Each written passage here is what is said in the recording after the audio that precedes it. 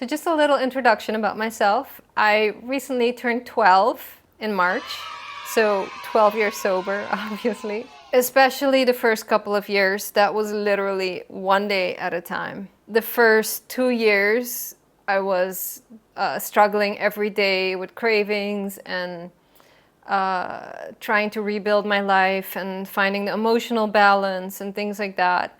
And then I think around year 5, I started noticing stretches of months where I hadn't had a craving. And then at a certain point, it all just becomes part of my lifestyle. I'm not really actively focused on trying to be sober anymore. I just adhere to the steps that I've put in place to help keep me sober.